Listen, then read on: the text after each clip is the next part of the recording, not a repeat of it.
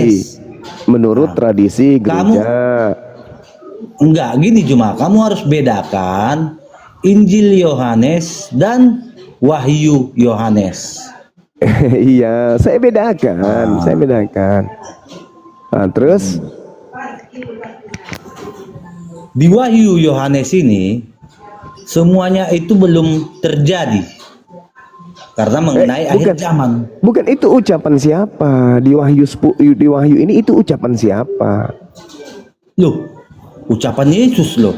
Loh, ucapan Yesus itu semuanya telah Yesus sampaikan. Nah, itu telah disampaikan mengenai Injil. Akan tetapi mengenai wahyu tentang keadaan di akhir zaman itu belum selesai, masih berjalan sekarang, Juma. Di mana Yesus pernah mengatakan bahwa nanti aku akan datang berfirman lagi? Di mana itu Yesus katakan itu? Justru Yesus berkata, coba saya tanyakan sama kamu. Alamak. Saya tanyakan kamu. Di mana tertulis Yesus berkata, aku tidak akan datang berfirman lagi? Yohanes 17 nomor 8. Coba bacakan.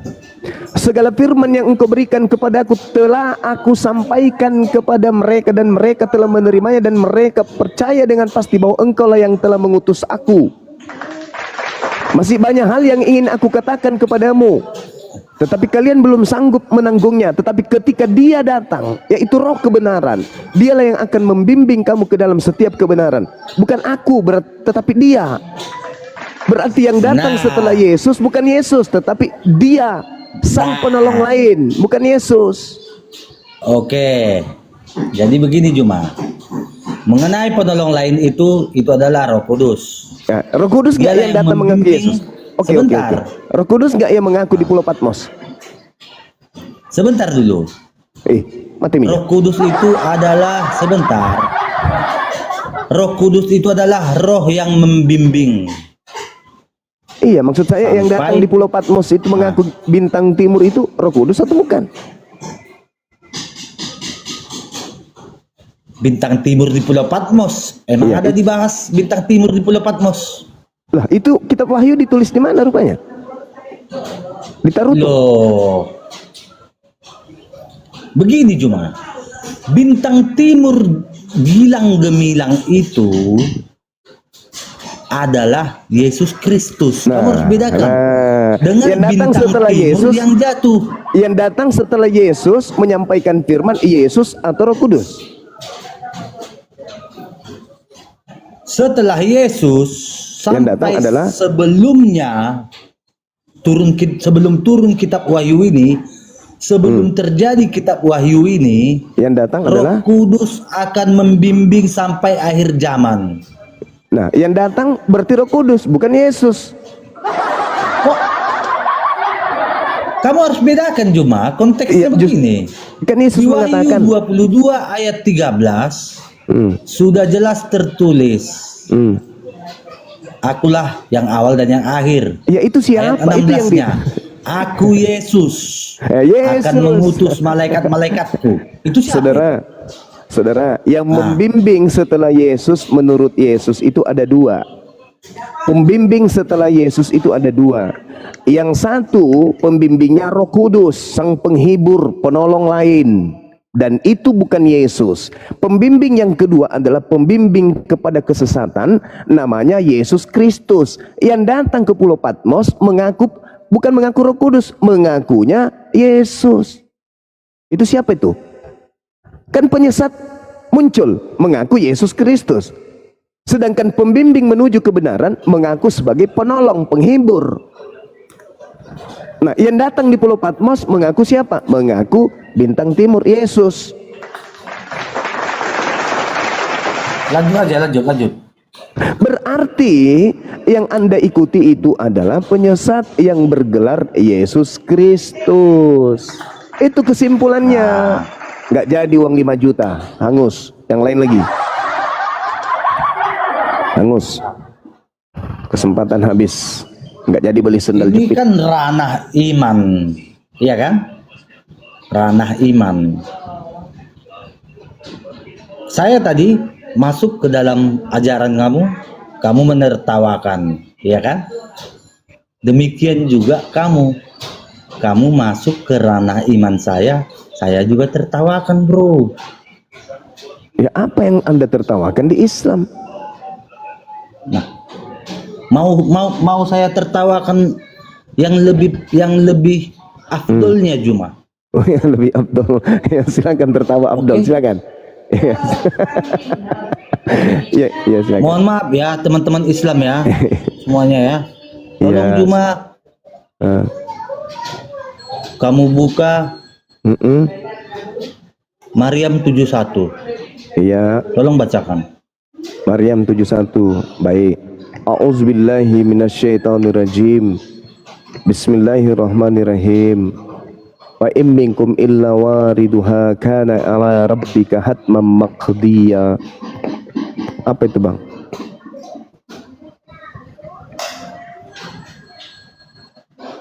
Coba terjemahkan Juma. Terjemahkan.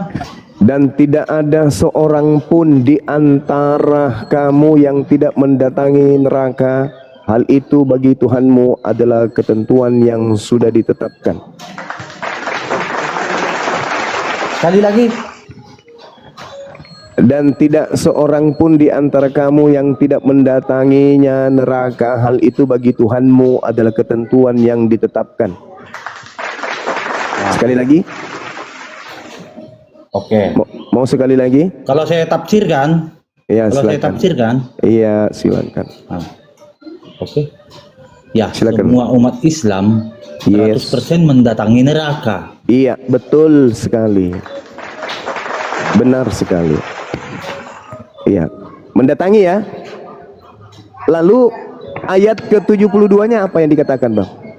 Ketika kemudian seluruh umat Islam mendatangi neraka, lalu yang tinggal di dalamnya siapa? Yang menetap di dalam siapa? Baca nomor 72-nya. Tsumma nunajjil ladina taqaw wa nazara zalimina fiha jithiyya. Dan yang tinggal menetap di sana kemudian adalah orang-orang zalim, orang-orang kafir. Sedangkan Allah menyelamatkan orang-orang yang bertakwa. Sama di dalam Markus 9 nomor 49, semua orang Kristen masuk ke dalam api neraka. Tidak ada di situ cuma dikatakan orang Kristen. Masuk, silakan Anda buka. Silakan Anda buka Markus 9:49, silakan. Silakan, Bang. Enggak, di Maryam 72 itu tidak ada disinggung orang Kristen di situ. Oh, tidak bisa, Yang ada saudara. di situ adalah jin Tidak dan bisa. manusia. Oh, tidak, saudara. Begini cara belajar Quran itu. Jadi di dalam surah Maryam itu ada kata Rob. Rob itu artinya Tuhan bagi semua manusia. Anda manusia kan? Berarti Anda masuk dalam kelompok ini. Dalam bahasa Arab itu penyebutan Tuhan itu ada dua, Rob dan Ilah. Hanya saja bahasa Indonesia tidak memiliki kosakata untuk memisahkan keduanya, antara Rabb dan kata ilah. Jadi sama-sama diartikan Tuhan. Inilah bahayanya kemudian ketika memahami terjemahan Al-Quran tanpa ilmu. Padahal dua kata ini memiliki makna dan fungsi dan juga definisi yang berbeda. Rabb dalam konteks Tuhan bagi semua manusia. Contohnya Rabbus samawati wal ar, Tuhan semesta alam. Berarti Tuhannya orang Kristen juga. Sedangkan ilah itu merujuk kepada konteks sembahan. Konteks sembahan saja. Misalnya ilahin nas, sembahannya manusia. Nah, lalu kalau Anda melihat di dalam konteks ayat ini, di situ terang sekali dikatakan bahwasanya Rabb yang dimaksud adalah Tuhannya seluruh manusia. Berarti dengan kata lain, ayat ini berbunyi, wa in minkum illa wariduha kana ala rabbika hatmam maqdiyah. Dan tidak seorang pun dari seluruh manusia yang tidak akan mendatangi neraka. Itu dibenarkan di dalam Al-Quran surah An-Naziat ayat 34 jelas sekali dikatakan begini. A'udzubillahi minasyaitonirrajim.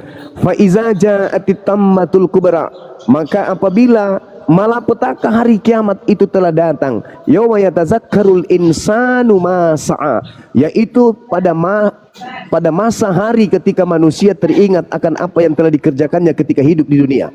Wa bursatil jahimu liman yara, dan neraka, dengarkan, dan neraka akan diperlihatkan dengan jelas kepada setiap manusia yang memiliki mata untuk melihat. Orang Kristen punya mata untuk melihat, maka termasuk orang Kristen. Waburrisatil jahimu liman yara, maka neraka itu akan diperlihatkan dengan jelas kepada semua manusia. Wa amma man tagha, maka adapun orang yang melampaui batas, wa atharal hayatad dunya, dan lebih mengutamakan kehidupan dunia, fa innal jahima hiyal ma'wa, maka sungguh nerakalah tempat tinggalnya. Wa amma man khafa maqama rabbih wa nahal nafsa 'anil hawa, dan adapun orang-orang yang takut kepada kebesaran Tuhannya dan menahan diri dari keinginan hawa nafsunya, fa innal jannata hiyal ma'wa, maka sungguh surgalah tempat tinggalnya. Oke. Boleh saya lanjut? Silakan Anda baca Markus 9 nomor 49 dulu. Enggak, sebentar Juma. Sebentar. Saya satu ayat lagi aja.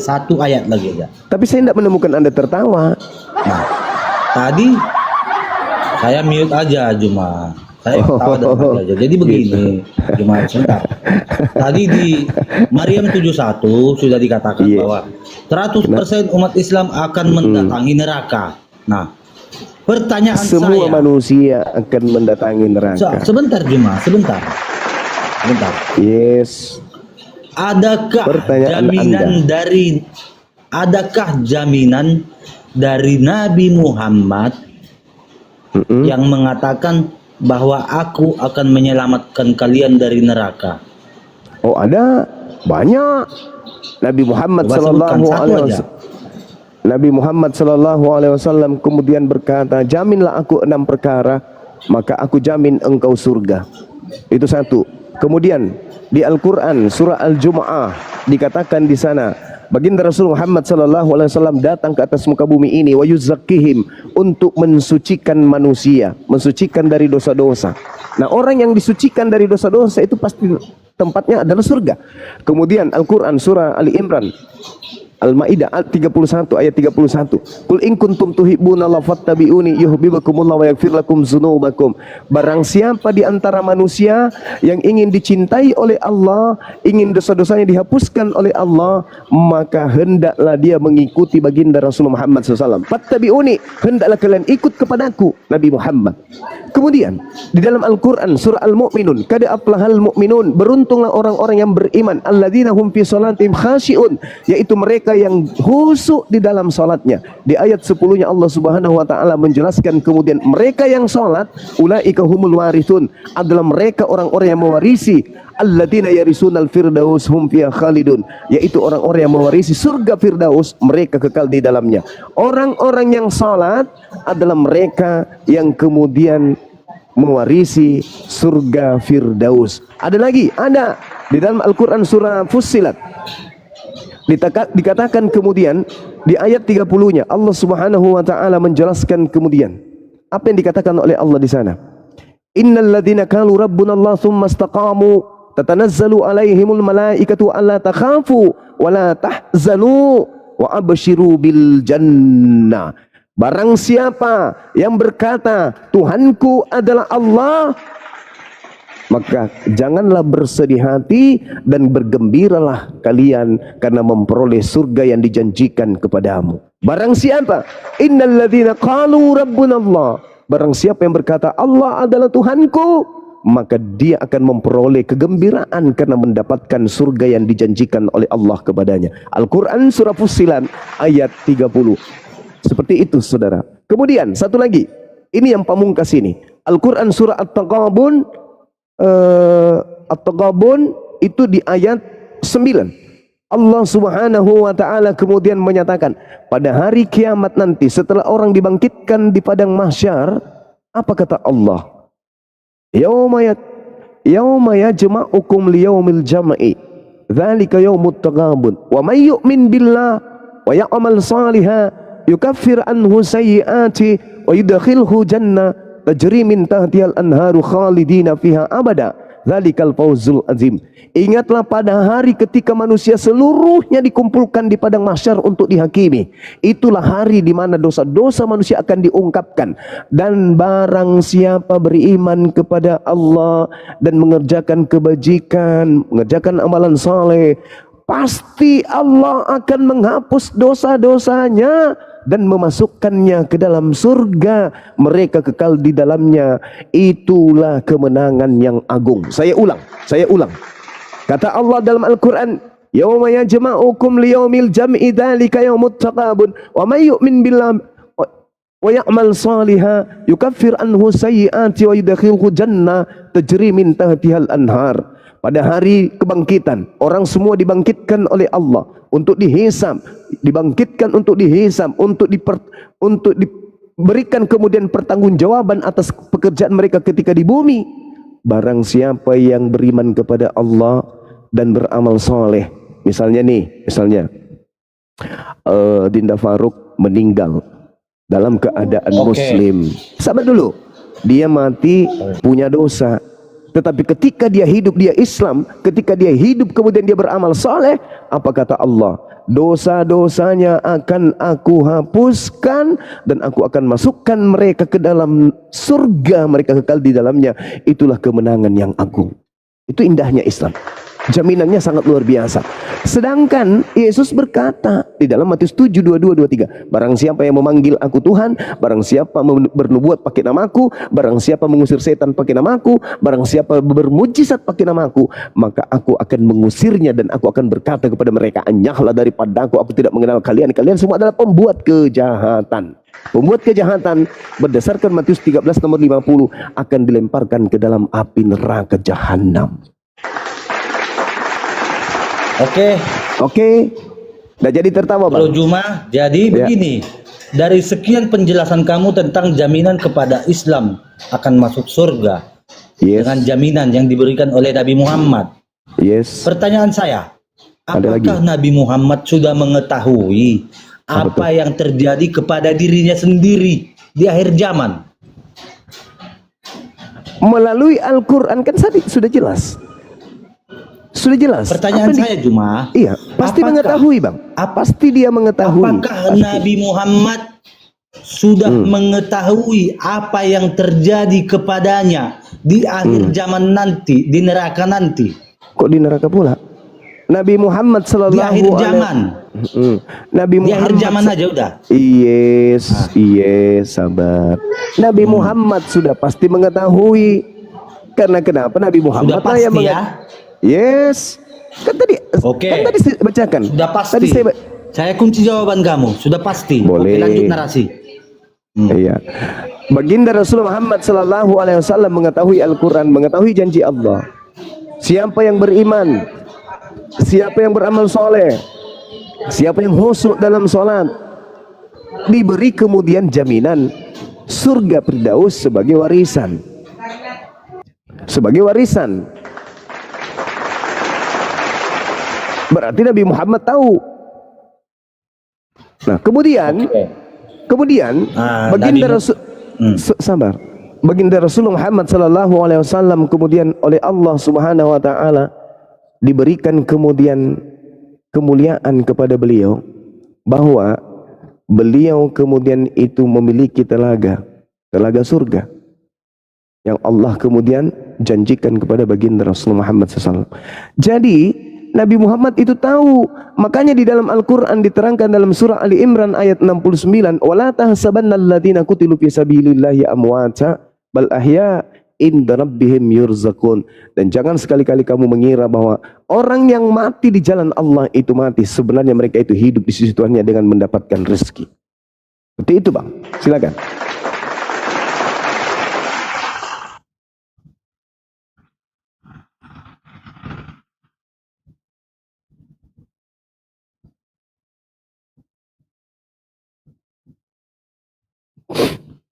Ada lagi?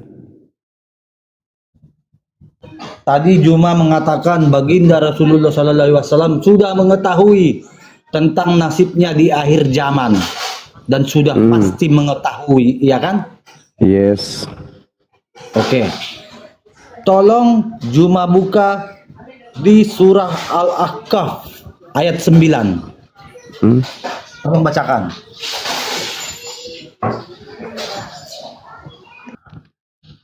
Oke Bang. Apa yang Anda ingin sampaikan di sana? Tolong bacakan. Baik. Atau A'udzubil- saya bacakan? Boleh, silakan. Kamu aja yang baca. Ya. Qul ma Bacakan. A'udzubillahi minasyaitonirrajim. Qul ma kuntu bid'an minar rusul wa ma adri ma yuf'alu bi wala bikum in attabi'u illa ma yuha ilayya wa ma ana illa nadhirum mubin. Katakanlah wahai Nabi Muhammad, aku bukanlah rasul pertama di antara rasul-rasul, dan aku tidak tahu apa yang akan diperbuat terhadapku dan terhadapmu. Aku hanyalah mengikuti apa yang diwahyukan kepadaku, dan aku hanyalah pemberi peringatan dan penjelasan. Apa? Gimana itu Bang? Saya perjelas ya, Juma ya. Ya silakan. Nah.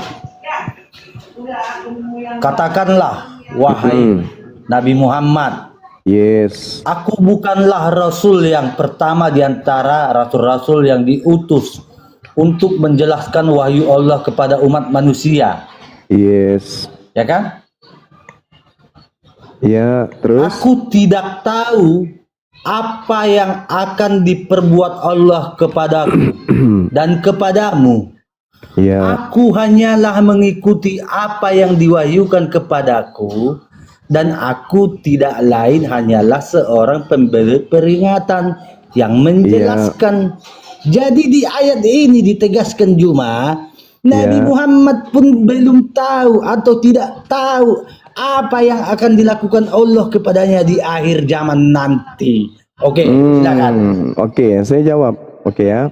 Tadi kan Juma bilang Muhammad sudah mengetahui nasibnya di akhir zaman. Sementara di Al-Ahqaf ayat 9 dikatakan Muhammad belum mengetahui apa yang akan Allah lakukan kepadanya. Oke, lanjut. Oke, ada lagi? Iya. Jadi begini. Narasi saya di sini, saya ambil kesimpulan Muhammad menjamin kepada umat muslim sebuah surga Firdaus. Sementara Muhammad sendiri belum tahu tentang nasibnya di akhir zaman nanti melalui ayat Al-Ahqaf ayat 9 ini. Oke, baik. Boleh saya menjelaskan? Boleh ya? Silakan. Oke. Jadi ini adalah sesuatu yang benar. Kul ma kuntu bid'an minar rusul wa ma adri ma yuf'alu bi wala bikum. Aku bukanlah rasul yang pertama di antara rasul-rasul. Aku tidak tahu apa yang akan diperbuat terhadapku dan terhadapmu. Aku tidak tahu. Memang Nabi Muhammad tidak tahu. Karena yang masalah gaib itu hanya Allah yang tahu. Tetapi terkait dengan surga nerakanya ini tidak dibahas di sini. Nabi Muhammad tidak tahu nanti saya seperti apa di surga. Beliau tidak tahu. Begitu juga umatnya. Karena Al-Quran mengatakan dalam surah As-Sajdah ayat 17, "Fala ta'lamu nafsun ma ukhfiya lahum min qurrah a'yun jazaa'an bima kanu ya'malun." Maka tidak seorang pun yang mengetahui apa yang disembunyikan untuk mereka, yaitu bermacam-macam nikmat yang menyenangkan hati sebagai balasan terhadap apa yang mereka kerjakan. Tidak ada yang tahu. Tidak ada yang tahu. Nabi Muhammad tidak mengerti kemudian karena dia adalah manusia yang diberi kemudian anugerah kenabian. Kalau sampai dia tahu, disembah nanti sama orang-orang tanpa kepala. Nabi Muhammad menjelaskan itu. Bukan berarti itu membahas neraka atau surga, enggak. Karena kenapa? Surganya Nabi Muhammad itu sudah dijamin oleh Allah. Sama seperti di dalam kitab saudara 1 Yohanes 3 nomor 2. Saudara-saudaraku yang kekasih, sekarang kita adalah anak-anak Tuhan, tetapi belum nyata, belum terbukti, belum jelas apa keadaan kita nanti. Itu sama Bang. Tidak ada yang tahu seperti apa nanti. Tetapi tentang orang itu ke surga, tentang orang itu ke neraka, itu sudah jelas. Yang ke neraka adalah orang-orang kafir, yang ke surga adalah orang-orang muslim. Itu jelas itu. Tapi dikatakan apa nanti yang dilakukan Allah kepada aku, itu tidak jelas, tidak ada yang mengerti. Karena Allah tidak pernah menyampaikan seperti ini loh nanti kalian, seperti ini loh nanti kalian. Dan lagi pula Anda harus melihat kemudian asbabul nusul dari ayat itu. Apa sebab musabab kemudian baginda Rasulullah Muhammad sallallahu alaihi wasallam berkata demikian.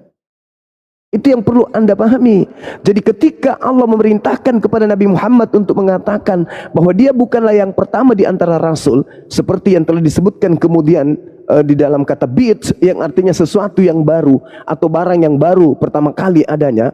Jika kaum musyrik mengingkari kerasulan Nabi Muhammad, padahal sebelumnya telah banyak rasul Allah sejak Nabi Adam sampai Nabi Isa, maka Nabi Muhammad siap kemudian diingkari, atau pengingkaran daripada orang-orang kafir pada masa itu serupa dengan apa yang terjadi terhadap nabi-nabi sebelumnya. Ya, itu itu kawan. Barusan berdasarkan tafsir tahlili. Ya kan? Betul apa salah? Ya jelas dong, Al-Quran itu harus ditafsirkan dengan ilmu tafsir, bukan dengan seenak perut seperti Anda. Jelas jadi, itu. Karena kesimpulan saya cuma begini, kesimpulan saya begini. Ya. Di Maryam 71. Nah tadi sudah kujelaskan itu bang. Itu sama. Itu sama. Yang kedua, padahal sudah kujelaskan. Nabi Muhammad menjanjikan surga-surga kepada umatnya. Dan di poin terakhir, Nabi Muhammad pun tidak mengetahui tentang nasibnya di akhir zaman nanti bagaimana. Bagaimana konsep tentang surga seperti ini, Juma? Al-Quran sudah menjelaskan, sesungguhnya aku telah memberimu wahai Nabi Muhammad nikmat yang banyak. Apa itu? Baginda Rasulullah Muhammad sallallahu alaihi wasallam diberi kemudian telaga berupa surga, yaitu telaga Al-Kautsar. Itu kata Allah kepada baginda Rasulullah Muhammad sallallahu alaihi wasallam. Makanya Rasulullah Muhammad mengatakan bahwasanya Al-Kautsar adalah sebuah sungai di dalam surga yang kedua tepinya dari emas, airnya mengalir di atas mutiara, warnanya lebih putih daripada susu dan rasanya lebih manis daripada madu, dan itu adalah telaga yang Allah berikan kepadaku. Nabi Muhammad sudah dikatakan begitu. Beliau Nabi Muhammad memiliki telaga di surga. Rasulullah ditanya kemudian oleh Abu Dzar, wahai Rasulullah, bagaimana dengan bejana yang ada di Al-Haud, telaga Al-Kautsar? Nabi Muhammad kemudian menjelaskan, demi jiwaku, demi jiwa Nabi Muhammad yang berada di tangan Allah, wadah untuk minum, bla bla bla dan seterusnya. Diterangkan kemudian tentang telaga Kautsar yang adalah merupakan surga yang diberikan Allah kepada Nabi Muhammad sallallahu alaihi wasallam. Dalam Al-Quran sudah Al-Kautsar itu sangat jelas dikatakan, Inna a'tayna kal kautsar, sesungguhnya aku telah memberimu wahai Nabi Muhammad nikmat yang banyak berupa telaga Kautsar. Jelas itu. Jadi tidak ada keraguan bagi kami tentang surga itu bang. Nah sedangkan surah Maryam itu, sekali lagi saya katakan, jangan memperbodoh diri. Saya sudah menjelaskan yang diterangkan kemudian surah Maryam itu seluruh manusia, termasuk Kristen, termasuk ateis, termasuk Hindu, semuanya manusia. Karena yang berkata di situ adalah Rabbus samawati wal ard, Tuhan pencipta langit dan bumi. Oke, selesai kita di situ.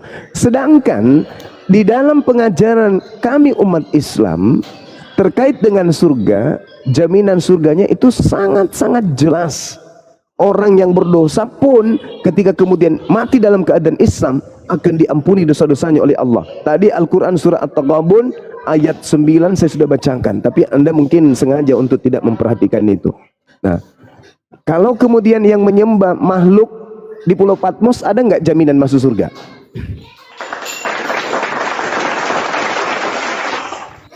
Bang, Yohanes 3 ayat 16. Itu ucapan Yesus, itu ucapan Tuhan untuk Bani Israel. Yang saya tanya, penyembah makhluk yang mengaku bintang timur gilang gemilang, ada nggak jaminannya?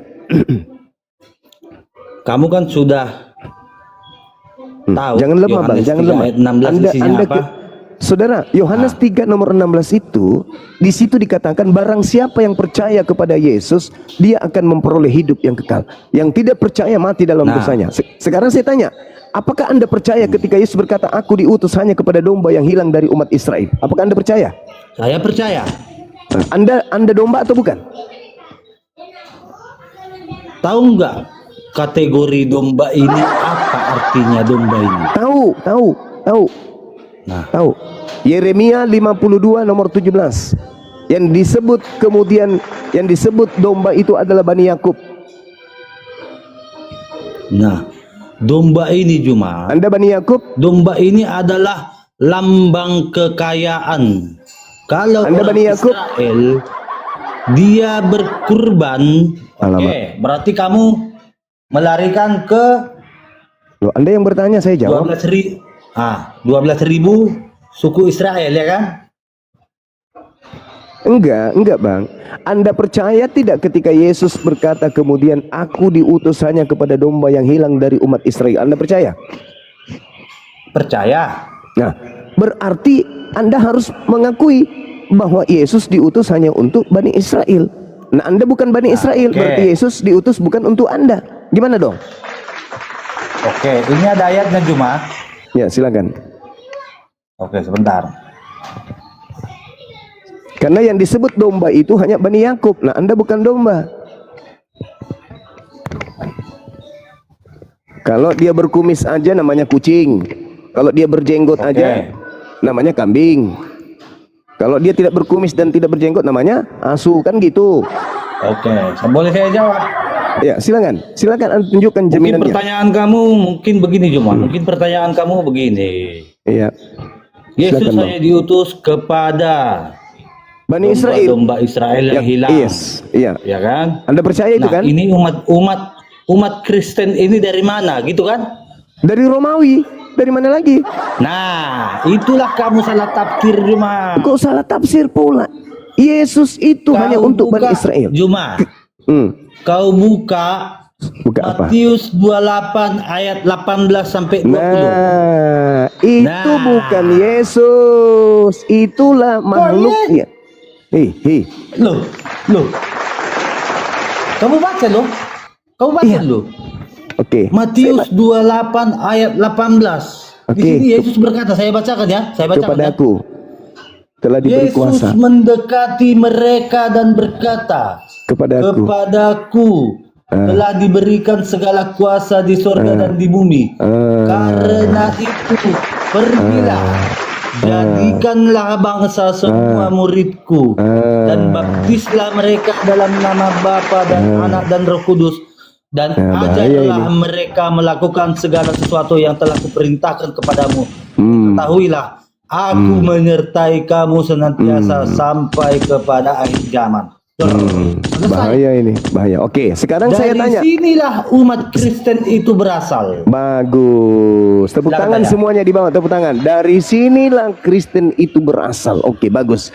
Sekarang mari kita buktikan. Bukan Kristus. Dari sinilah umat Kristen itu berasal. Yes, sekali lagi saya katakan, saya mengatakan yes dan itu betul. Nah, sekarang mari kita teliti. Kepadaku telah diberi kuasa, baik di langit maupun di bumi. Ada tidak makhluk selain Yesus yang pernah mengucapkan perkataan itu? Ada enggak? Yang mengaku kepadanya telah diberi kuasa, ada enggak? Ada enggak, Bang? Setahu saya dalam wujud manusia nggak ada. Yang datang kepada Yesus, kepadaku kepada telah Yesus. diberi kuasa, itu siapa?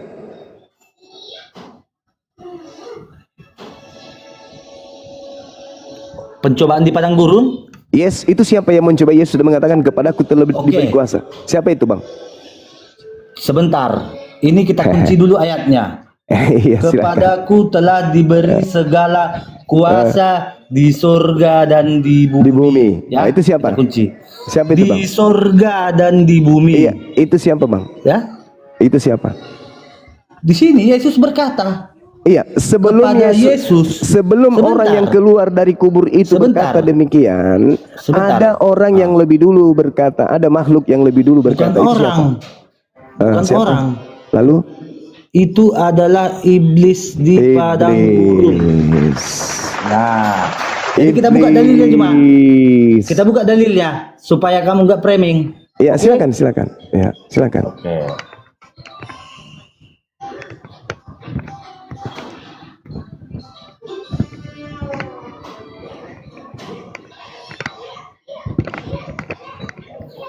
Ini tertulis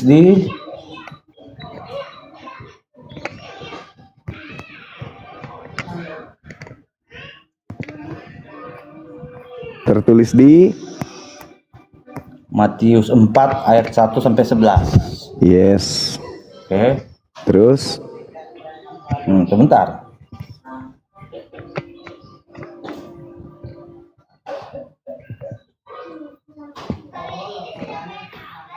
Nah. Oke, di sini dikatakan di ayat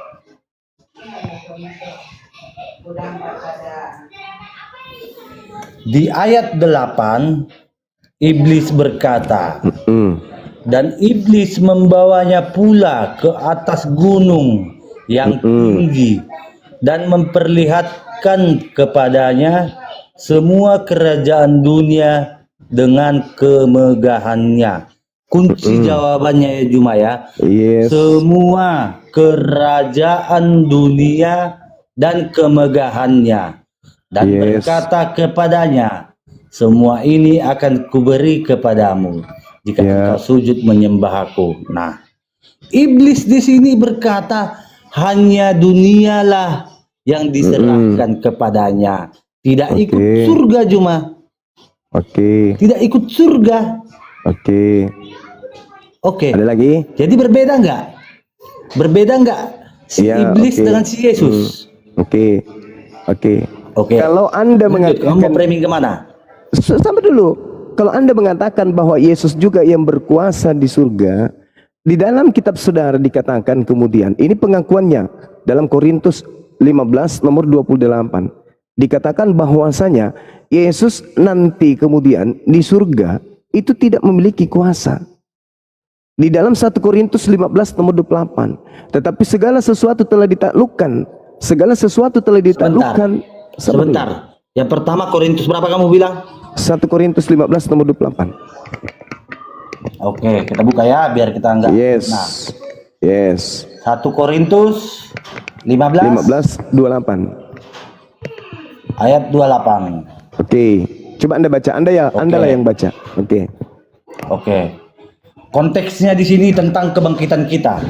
Ya, silakan Anda baca. Ayat 18-nya berbunyi, demikianlah binasa. Kok jadi kayak gitu Bang diskusinya Bang? Sebentar Juma. Nomor 28. Ini konteksnya tentang kamu harus baca. Kamu jangan kayak gitu caranya. Kebangkitan kita. Sebentar Juma, sebentar. Kebangkitan kita ya kan? Di sini dia dikatakan dari ayat 16 kita baca. Baca aja sekalian satu kitab. Sebab jika benar orang mati tidak dibangkitkan, maka Kristus juga tidak dibangkitkan. Dan jika Kristus tidak dibangkitkan, maka sia-sialah kepercayaan dan kamu masih hidup dalam dosamu. Demikianlah binasa juga orang-orang yang mati dalam Kristus. Jikalau kita hanya dalam hidup ini saja menaruh pengharapan kepada Kristus, maka kita adalah orang-orang paling malang dari segala manusia. Yang Anda ingin jual apa? Di ayat ini Juma, ya. 1 Korintus 15:28 Bang. Alamak.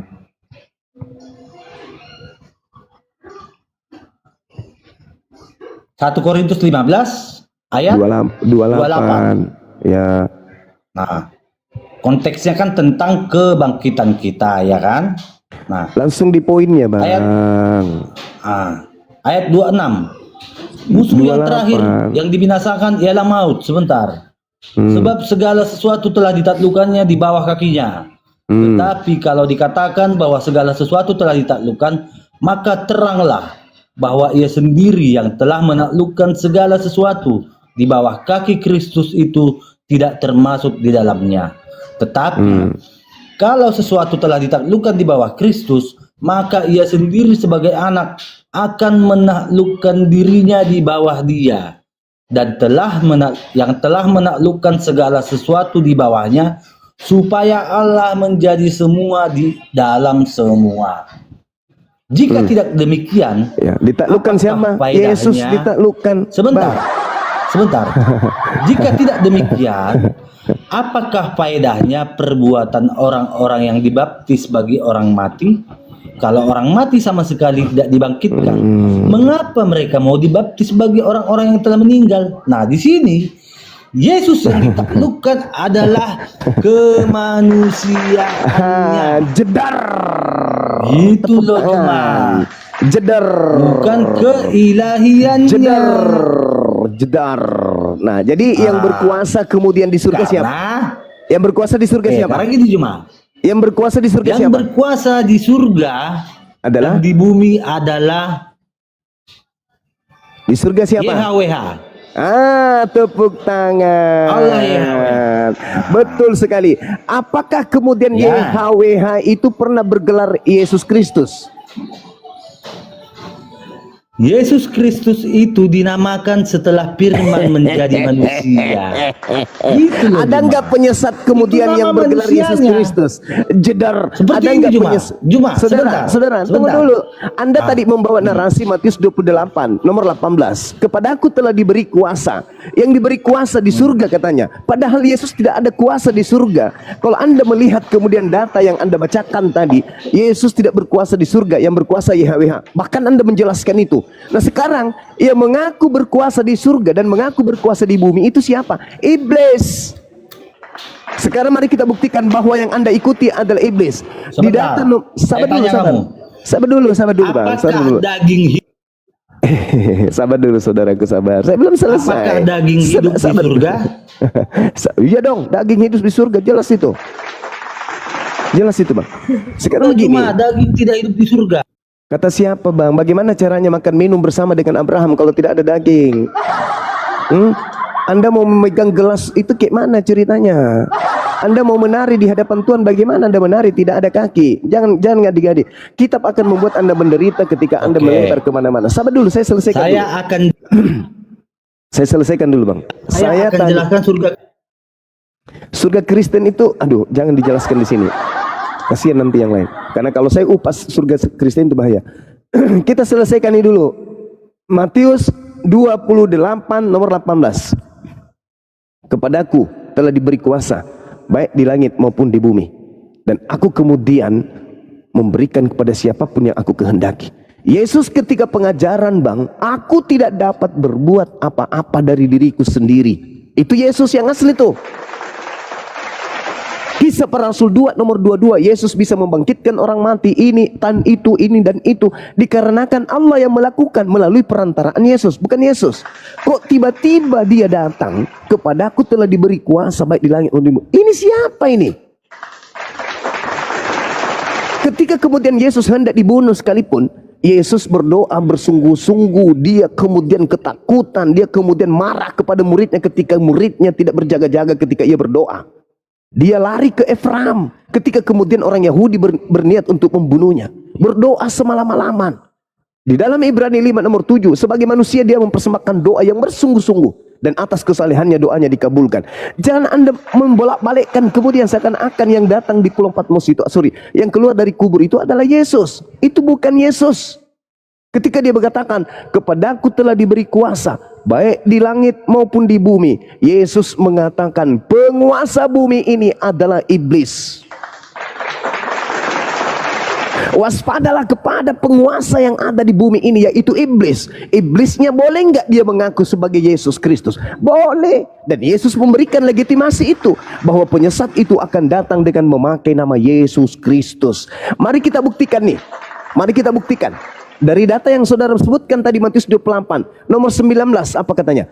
Pergilah, jadikanlah seluruh bangsa menjadi pengikutku. Bertentangan dengan Matius 15 nomor 24.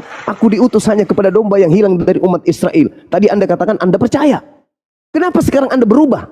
Seakan-akan Yesus itu plan-plan. Nah, ketika kemudian pergilah ke seluruh bangsa, jadikanlah seluruh bangsa menjadi muridku. Data nomor 20-nya coba Anda deteksi. Ini kuncinya di sini. Ajarlah mereka melakukan segala sesuatu yang kuperintahkan kepadamu. Kalau itu adalah Yesus, di mana Yesus mengajarkan orang untuk menjadi Kristen? Kalau itu adalah Yesus anak Maria, di mana Yesus pernah mengajarkan makan babi? Kalau Yesus itu adalah Yesus anak Maria, di mana Yesus pernah memerintahkan kemudian menyembah kepada dirinya. Kalau itu adalah Yesus anak Maria, di mana dia pernah memerintahkan untuk ibadah minggu, di mana dia perintahkan untuk ke gereja, di mana dia pernah perintahkan untuk tidak bersunat. Sesungguhnya itu bukanlah Yesus Kristus. Dudukan perintah Yesus di dalam Yohanes 17:8. Segala firman yang kau berikan kepadaku, segala perintah, segala ketetapan yang kau berikan kepadaku telah aku sampaikan kepada mereka, dan mereka hanya mendudukkan aku sebagai utusan, sebagai rasul, utusan Allah, Rasulullah. Itu segala perintah yang Yesus sampaikan kepada Bani Israel. Sedangkan perintah-perintah ke gereja, menyembah Yesus, tidak bersunat, bla bla bla bla bla bla bla bla bla bla bla, itu bukanlah perintah Yesus anak Maria. Waspadalah kepada penyesat yang datang kepadamu dengan memakai nama Yesus dan berkata, akulah Kristus. Dia akan menyesatkan banyak orang. Mana orang banyak yang disesatkan oleh Yesus Kristus palsu ini? Namanya adalah Kristen. Kalau bukan Bang Suma, bukan. Oke, kalau bukan, tolong tunjukkan komunitas yang banyak yang disesatkan oleh Yesus Kristus itu mana? Islam bukan, Hindu bukan, Buddha bukan, ateis bukan. Satu-satunya kandidat tunggal yaitu Kristen.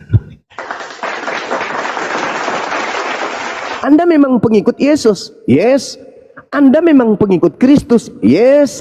Tetapi Yesus Kristus yang Anda ikuti adalah penyesat yang dinubuatkan oleh Yesus. Yesus berkata dalam Yohanes 10:27, aku mengenal muridku, muridku mendengarkan aku, dan muridku mengikuti aku. Ketika aku kemudian sujud, muridku sujud. Ketika aku kemudian sunat, muridku sunat. Ketika aku bertauhid menyembah hanya kepada ilah Abraham, ilah Isa, ilah Yakub, maka pengikutku pun hanya menyembah kepada ilah Abraham, ilah Isa, dan Yakub. Di mana Yesus berkata seperti itu? Yang mana? Ketika aku sunat, pengikutku pun sunat. Yohanes 10. Yesus seperti itu? Yohanes 10:27. Yohanes 14:12. Jika engkau mengasihi aku, engkau juga akan melakukan pekerjaan yang aku lakukan. Silakan Anda baca. Pekerjaan, yes. Bukan tradisi. Sunat itu tradisi. Bukankah pekerjaan itu adalah olahan tubuh, jasad? Loh, Yesus mempekerjakan tubuhnya. Coba apakah kita bisa sunat sendiri? Saudara, Yohanes 4 nomor 34. Apa kata Yesus? Makananku adalah melakukan kehendak Dia yang mengutus aku dan menyelesaikan pekerjaannya. Nah, berarti pekerjaan Yesus apa? Pekerjaan Yesus bukan sunat. Saudara, pekerjaan Yesus ketika Dia datang di tengah-tengah Bani Israel, pekerjaannya itu sebagai Kristen atau sebagai Yahudi? Nah, sebentar. Kamu tadi Jawab sudah menjelaskan bahwa Yesus, sebentar. Jawab aja dulu, Bang. Makananku adalah melakukan kehendak Dia. Domba-domba Israel yang hilang. Yes, betul. Dan cuma tidak boleh mengingkari bahwa Yesus itu lahir sebagai keturunan Yahudi. Ya, memang betul. Benar? Dia keturunan, betul. Dia dari keturunan Yehuda, betul. Tradisi sunat itu adalah tradisi perjanjian antara Allah dengan Abraham dan keturunannya Ishak dan Yakub, dan juga budak-budak yang dibelinya. Di dalam kitab Jadi saudara. sunat itu tradisi Yahudi cuma. Saudara, di dalam kitab saudara 1 Yohanes 2 nomor 6, barang siapa yang mengatakan bahwa dia hidup di dalam Yesus, maka dia wajib hidup sebagaimana Yesus hidup. Ketika Yesus hidup, apakah dia hidup sebagai Kristen atau dia hidup sebagai Yahudi? Jawab dulu, Bang. Lanjut aja cuma, lanjut. Enggak, saya bertanya. Barang siapa yang mengatakan bahwa dia ada di dalam Yesus, maka dia wajib hidup sama seperti Yesus hidup. Di situ sebenarnya, silakan. Apakah Yesus hidup itu ala Kristen? Tertulis di Yohanes berapa kamu bilang? 1 Yohanes 2 nomor 6.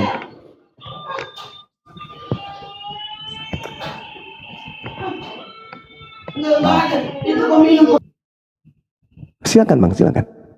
1 Yohanes 2 nomor 6. Barang siapa yang mengatakan bahwa dirinya ada di dalam Yesus, dia wajib hidup sama seperti Yesus hidup. Hidup Yesus adalah hidup ala Yahudi atau ala Kristen? Sebentar, saya bacakan. Silakan. Di sini konteksnya adalah Kristus pengantara kita, ya kan? Oke, Loncat lagi. bukan loncat. Tidak, sekarang Anda Kita hidup. pahami Yesus itu konteks hidup ayat yang ala kamu baca Kristen. ini apa? Saudara, Yesus itu hidup Kita ala baca dari Kristen. ayat 5. Baca Sebentar, dari Juma. kitab Kejadian sekalian, Bang. Nah, tetapi barang siapa menaruh firman-Nya di dalam orang itu, sungguh sudah sempurna kasih Allah, dengan itulah ia ketahui bahwa kita ada di dalam Dia. Artinya, umat Kristen itu sudah hidup di dalam Kristus. Nah, Ayat 6-nya. terus? Barang siapa mengatakan bahwa ia ada di dalam Dia, ia wajib hidup sama seperti Kristus hidup. Nah, pertanyaannya, Yesus hidup itu ala Kristen atau ala Yahudi? Yesus semasa hidupnya adalah orang Yahudi. Nah, kita ambil konteks kehidupannya, Juma. Konteks kehidupannya. Allahu Akbar. Konteks kehidupan Yesus adalah dia harus mengikuti hukum Taurat Yes, Allahu dan Akbar. hukum Musa. Allahu Akbar. Dan juga tradisi, sunat. Nah, Iya. Nah, sekarang, iya betul. Nah sekarang, kenapa Kristen tidak hidup? Yesus telah sebentar. Kenapa Kristen tidak hidup Yesus sama seperti telah Yesus hidup? menggenapi Ya. hukum Taurat itu, Juma. Iya. Kami tidak hidup lagi di dalam hukum Taurat. Dari mana? Dari mana asal usulnya Kristen hidup di bawah hukum Taurat? Hukum Taurat itu untuk siapa? Nah, saya tidak bilang orang Kristen hidup dalam hukum Taurat. Terus apa hubungannya? Anda mengatakan sebentar, dia sudah menggenapi. Apa hubungannya? Kami tidak hidup di bawah hukum Taurat. Iya, Karena terus apa hukum hubungannya? Taurat itu Kalau sudah diselesaikan oleh Kristus. Nah, kalaupun tidak diselesaikan, kalaupun tidak diselesaikan oleh Yesus, kalaupun tidak diselesaikan oleh Yesus, apakah berlaku kamu untuk tahu Anda? nggak hukum Taurat itu apa? Enggak. Sekalipun misalnya Yesus tidak menyelesaikan hukum Taurat, itu berlaku nggak untuk Anda? Ya, pasti berlaku dong. La haula wala quwata illa billah. Hukum Taurat itu untuk Anda. Oke, saya tanya sama kamu. Emangnya hukum Taurat itu untuk Islam? Tidak ada Yesus mati untuk Islam, tidak ada. Nah, seandainya Yesus tidak turun ke dunia, mau ngapain turun ke dunia? Hukum Taurat itu berlaku untuk umat Islam? Ya. Hukum Taurat itu hanya untuk Bani Israel, Cak Kangkung. Nggak ada hubungannya dengan di luar Bani Israel. Kamu sudah mengakui ya, bahwasanya hukum Taurat adalah untuk Bani Israel. Untuk Bani Israel. Lalu apa hubungannya dengan Kristen? Yesus mati untuk hukum Taurat demi Kristen. Apa hubungannya? Nah, karena kami adalah bagian dari murid yang diperintahkan oleh muridnya untuk memberitakan kabar Injil kepada seluruh bangsa. Kamilah bagiannya itu. Jadi sebentar Juma. Nah, Allahu Akbar. mengenai hukum Taurat itu, ya kan? Hukum Taurat ada 10. Iya, untuk siapa? Dan itu untuk keturunan Abraham, Ishak dan Yakub. Yesus tunduk tidak kepada aturan itu? Oh, kalau Yesus tidak tunduk, maka dia tidak akan disunat. Terus kenapa kalian tidak hidup sama seperti Yesus hidup? Karena Yesus telah menggenapi hukum Taurat. Apa hubungannya Yesus menggenapi hukum Taurat dengan kalian? Lulu. Kan tadi dalilnya jelas di dalam kitab saudara, barang siapa yang mengatakan Yesus ada dalam dirinya, maka dia wajib hidup sama seperti Yesus hidup. Yesus hidup dia dalam kitab Anda, Yohanes 14 nomor 31. Dunia harus tahu. Ini Yesus berkata, bersabdalah Yesus, supaya dunia tahu bahwa aku Yesus mengasihi Bapa, dan aku Yesus senantiasa melakukan segala sesuatu seperti yang diperintahkan Bapa kepadaku. Berarti Yesus Oke. harus diketahui oleh dunia. Yesus itu hidup sebagai hamba yang taat kepada Yod-Heh-Vav-He, menjalankan perintah Yod-Heh-Vav-He. Kenapa Kristen Nah. tidak hidup ala Yesus? Dia adalah teladan. Iya. Dan melalui Yesus Kristus, dalam wujud Yesus Kristus, kami mengenal Allah kami. Tidak, bukan begitu. Siapa yang mengatakan Loh, Yesus ada dalam sebentar. dirinya, dia wajib hidup Sebentar, Juma. sama seperti Juma. Yesus hidup. Biar kamu tahu, Eh, kamu tadi memaksakan kalau Kristen harus hidup seperti Kristus hidup. Tahu nggak Dalil kamu yang mengatakan hidup itu, bukan Yesus saya. gimana? Yesus sebentar. Yesus itu hidupnya kayak mana? melakukan mujizat air menjadi anggur. Benar apa tidak? Yohanes 14 nomor 31. Yesus itu membangkitkan orang mati.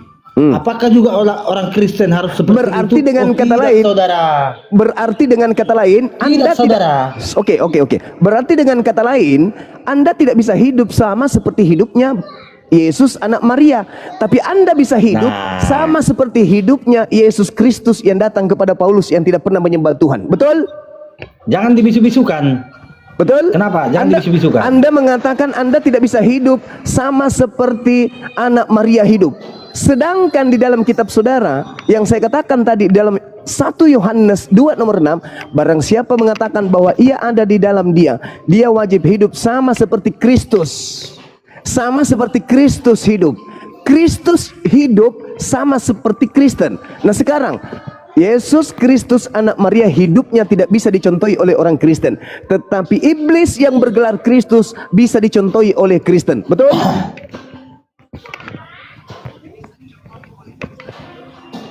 Lanjut aja, lanjut. Nah, sekarang di dalil 1 Yohanes 2 nomor 6 ini, orang Kristen harus hidup sama seperti Kristus hidup. Kristus yang hidup kemudian di tengah-tengah Bani Israel, anak Maria itu potong kulup. Kristus yang datang kepada Paulus tidak potong kulup. Kristen tidak potong kulup, berarti Kristen hidup sama seperti Kristus yang tidak potong kulup yang datang kepada Paulus. Oke. Selesai kita. Tolong tunjukkan dalilnya bahwasanya Yesus yang dijumpai Paulus saat perjalanan ke Damaskus adalah Yesus yang tidak potong kulup. Coba tunjukkan dalilnya. Galatia 1 nomor 11, nomor 12, baca. Baca Bang, silakan Bang. Biar semua teman-teman tercerahkan. Silakan.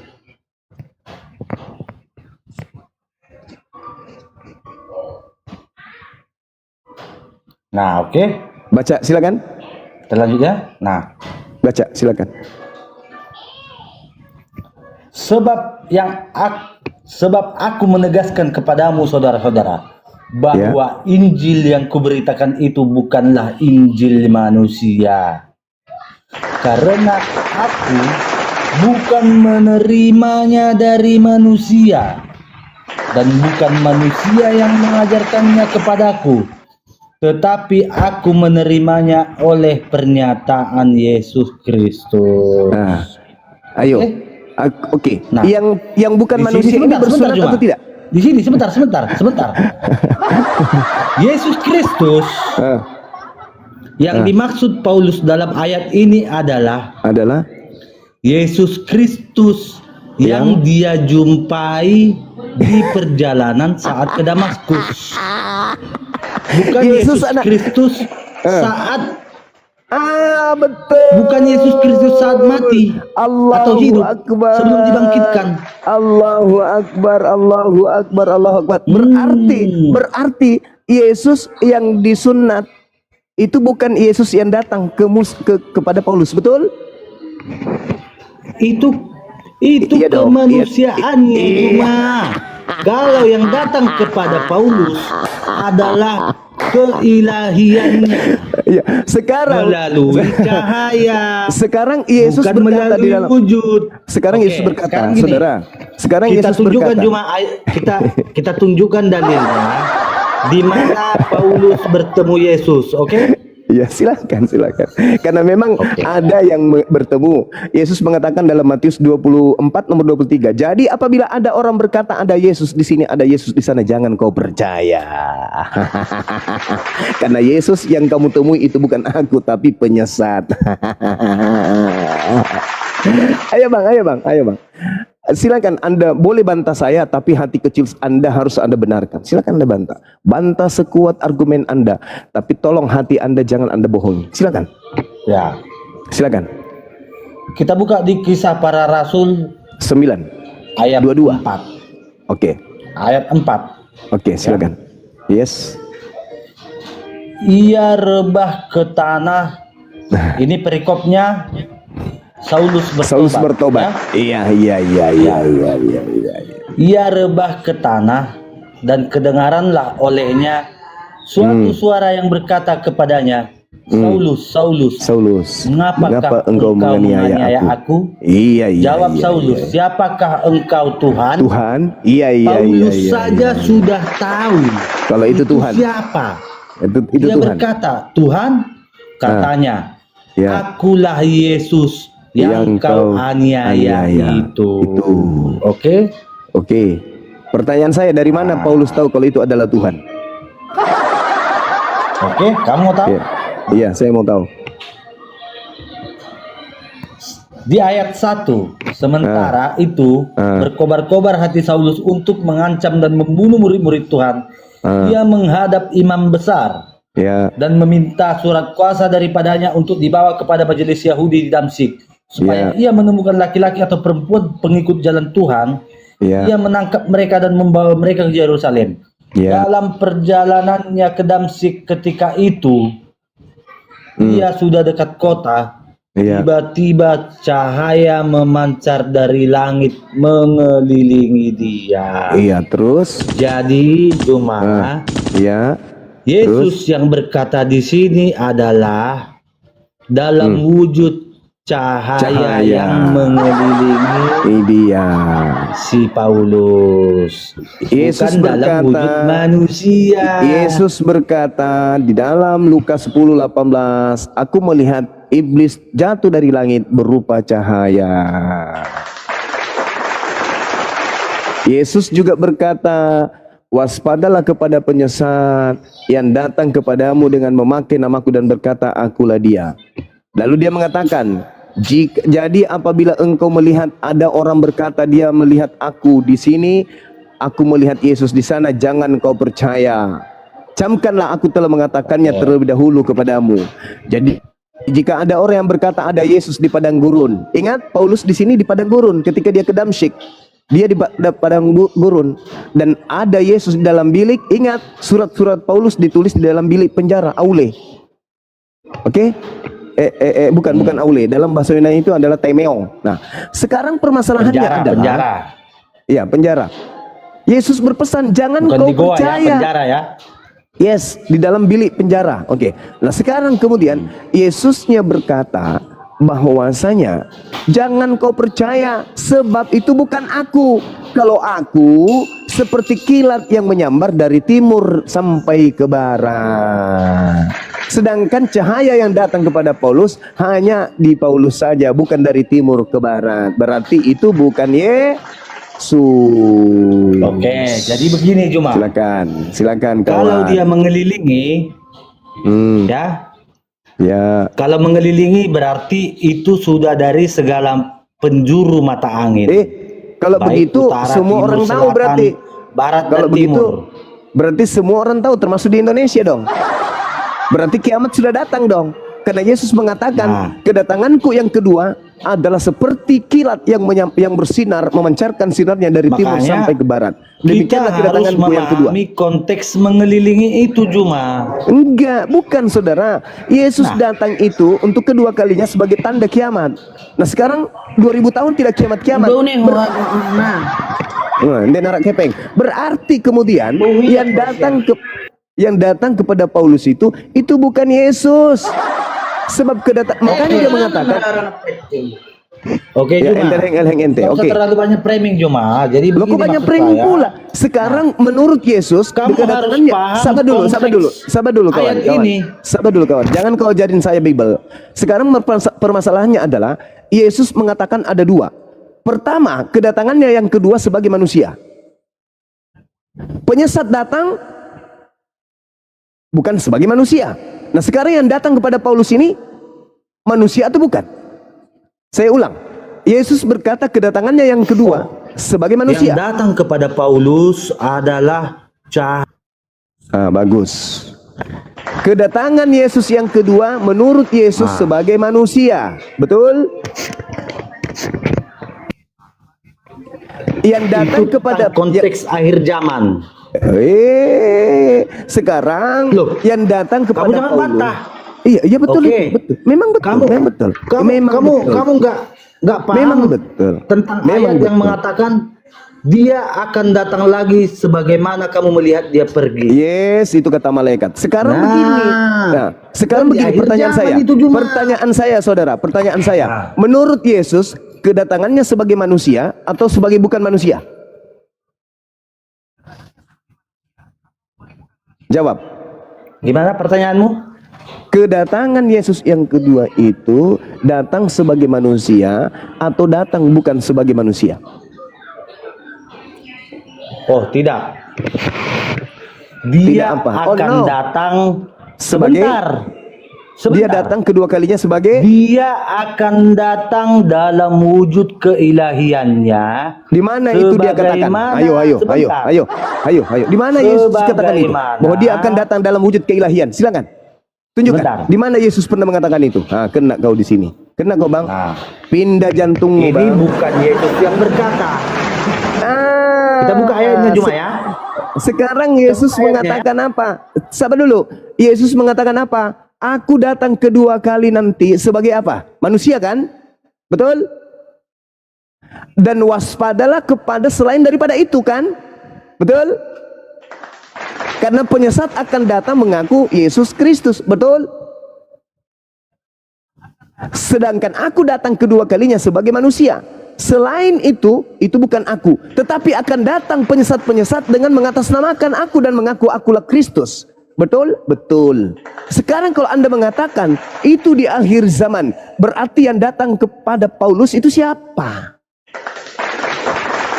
Kalau kedatangan yang keduanya nanti di akhir zaman, dan Anda memaksakan kemudian yang datang ke Paulus itu adalah Yesus, itu kedatangan keberapa?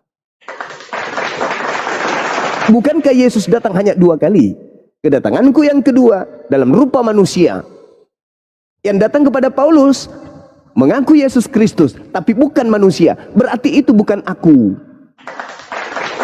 Waspadalah kepada penyesat, sebab Kristus palsu dan nabi-nabi palsu akan datang melakukan banyak mukjizat sekiranya mungkin menyesatkan banyak orang. Camkanlah, aku sudah mengatakannya kepadamu. Jadi bila ada orang berkata ada Yesus di padang gurun di Damsyik dan ada Yesus di dalam bilik penjara, jangan kau percaya, sebab sama seperti kilat akan menyambar dari timur sampai ke barat. Demikianlah nanti kedatanganku yang kedua sebagai anak manusia. Tepuk tangan yang di bawah.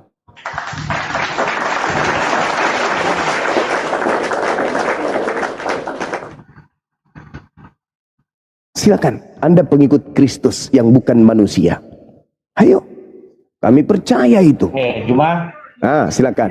Masih bernapas kamu harus rupanya. paham Silakan. tentang Apa itu, Bang? pribadi Yesus, tubuh Yesus setelah kebangkitan, dan dari tubuh Yesus dengan sebelum kebangkitan. dari Yesus atau dari mana ini, Bang? Saya harus tahu. Nah, Dari Yesus atau dari mana? Karena banyak penyesat yang akan datang mengaku-ngaku Yesus. jadi di sini kita akan buka ayatnya di Kisah Para Rasul. Itu dari 1 Paulus. ayat 6. Itu dari Lukas Sebentar. berarti, Bang. Sebentar. Ya, silakan. Mau silakan. dari Lukas pun itu, mau dari mana pun itu. Oh, enggak bisa. Di sini akan diterangkan ayatnya, oke? Iya, Kita karena baca. akan percaya enggak Anda menurut Sebentar. Yesus akan datang? Sabar dulu. Percaya enggak Anda bahwa Sebentar, akan datang saya jawab. sabar saudara. Percayalah bahwa akan datang penyesat. Percaya ke Anda bahwa penyesat itu bergelar Yesus Kristus. Percaya enggak Anda? Percaya nggak? Di ayat 7 kisah para rasul ini cuma ditegaskan. Sabar kawan, sabar dulu. Engkau tidak Jangan perlu dulu. mengetahui masa dan Sabar waktu dulu. yang Sabar dulu, ditetapkan kawan. Bapa sendiri menurut. Sabar kawan, sabar. Kita ambil kredit poinnya dulu. Percayakah Anda kepada Yesus yang berkata kepada Bani Israel muridnya yang hidup sesaman dengan dia agar waspada sebab akan muncul setelahnya Yesus palsu yang mengaku Kristus. Percaya nggak Anda? Lanjut aja. Ya, itu sampai situ aja. Karena Yesus berkata kepada muridnya Bani Israel. Ingat ya saudara, Kristen tak ada di situ. Yang ada di dalam aule, wilayah kelas daripada Yesus itu Yesus sebagai guru, muridnya adalah Bani Israel. Yesus berpesan kepada Bani Israel, waspadalah kepada penyesat yang datang kepadamu memakai nama Yesus dan berkata akulah Kristus. Sebab akan banyak muncul Kristus palsu. Nah, murid-murid Yesus orang Yahudi ini kemudian diminta oleh Yesus untuk waspada. Sedangkan Kristen ini adalah kelompok di luar yang menjadi pengikut Kristus yang bukan Yesus anak Maria. Berarti Kristen dari kelompok luar inilah yang menjadi korban penyesatan dari Kristus palsu tersebut. Makanya Yahudi masih tegak berdiri hari ini, Kristen juga masih tegak berdiri hari ini. Dua keyakinan yang berbeda. Satu menyembah kepada Elohim, satu menyembah kepada Kristus. Sekarang pertanyaannya, adakah pesan-pesan yang mewaspadai penyesat yang bergelar Kristus? Ada. Siapa pengikutnya sekarang? Kristen. Jadi narasi apapun yang Anda sampaikan setelah ini, itu akan menguatkan bahwa Anda pengikut Yesus Kristus yang penyesat. Silakan. Oke. Jadi di sini seperti yang saya ucapkan tadi mengenai konteks iman. Saya tadi mengutip ayat Al-Quran kamu bahwa 100% umat Islam akan masuk ke dalam neraka. Bahkan Muhammad menjanjikan surga kepada umatnya. Sementara di ayat lain dia tidak mengetahui apa yang akan terjadi kepadanya. Betul kan Juma? Yang nggak ada hubungannya dengan Kristus palsu, Bang. Silakan. Nah, jadi mengenai Kristus palsu yang kamu maksud ini adalah Yesus yang sama saat dia hidup dengan murid-muridnya dan bangkit dari kematian dan hidup juga dengan murid-muridnya. Apa bedanya? Yang bersama muridnya Tidak ada manusia. bedanya Yesus itu. Yang bersama Yesus muridnya itu manusia. Yang bersama Paulus dan Kristen bukan manusia, beda Bang. Namanya aja yang sama. Yang datang kepada Paulus itu bukan manusia lagi. Yes. Bukan. Yes. Ketika Yesus mengatakan, Akan tetapi kuasanya oh itu yang cerita lagi. datang Itu berupa cahaya. itu beda lagi tuh Bang. Nah gitu cuma. Oh enggak dong. Itulah Anda percaya kepada keilahian Yesus itu. Oke baik. Sekarang begini. Tolong tunjukkan kalau bukan Yesus Kristus penyesat yang Anda percayai hari ini, tolong tunjukkan kepada saya penyesat yang bergelar Kristus, Yesus Kristus itu mana dan mana orang banyak yang disesatkan itu. Tunjukkan kepada saya kalau bukan Kristen. Silakan. Silakan Bang. Tolong tunjukkan dalilnya bahwasanya akan datang penyesat bernama Yesus Kristus. Matius 24 Yesus nomor Kristus 4. ya. Yes. Matius 24 nomor 4 nomor 5. Silakan Anda baca. Matius 24 nomor 4 nomor 5.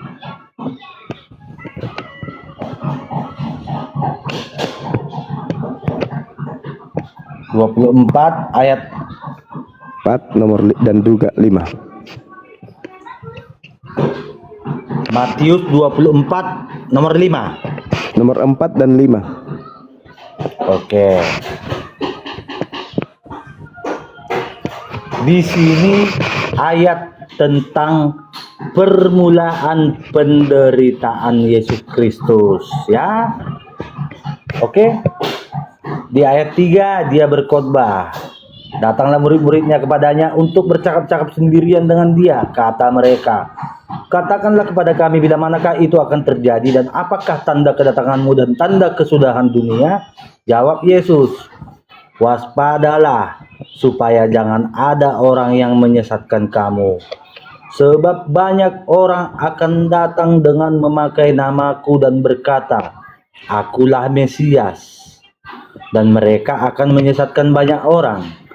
Kamu akan mendengar deru perang atau kabar-kabar tentang perang. Namun berwas-waslah, jangan kamu gelisah. Sebab semuanya itu harus terjadi, tetapi belum kesudahannya. Cuma di mana di sini Yesus Kristus? Baik. Di dalam data nomor 4-nya Kalau tentang Mesias-Mesias palsu, ya banyak. Tunggu Bang, tunggu. Pelan-pelan kita, pelan-pelan. Di dalam data nomor 4-nya, waspadalah supaya jangan ada orang yang menyesatkan kamu. Kamu di sini Bani Israel. Sebab banyak orang yang akan datang dengan memakai namaku. Namaku siapa? Yesus. Penyesat itu memakai namaku. Berarti penyesat itu bergelar Yesus. Akulah Kristus, akulah Mesias. Berarti penyesat itu mengaku Yesus. Cukup aja itu. Loh, Mesias, tidak ada disebut Yesus Kristus. lah, akulah Kristus, Bang. Penyesat itu datang dengan memakai nama Yesus. Berarti penyesat itu memakai nama Yesus. Di sini cuma sebab banyak orang akan datang dengan memakai namaku. Namaku siapa? Namaku siapa? Tunggu dulu. Namaku siapa? Akulah Mesias. Namaku siapa? Yesus. Tunggu dulu. Nah, Yesus. Berarti Yesus itu mengaku Mesias kan? Ya. Nah, berarti penyesat itu bernama Yesus Kristus. Nah, di sini menyesatkan banyak orang Yesus Kristus itu. Paulus mengatakan di dalam Galatia 1 nomor 11, aku menerima Injil bukan dari manusia, tetapi dari pernyataan sosok yang bernama Yesus Kristus. Oke. Banyak nggak setelahnya itu ikut Paulus? Setelah Yesus Kristus itu datang banyak. Nah itu dia tergenapi kan? Tergenapi. Apalagi masalahnya?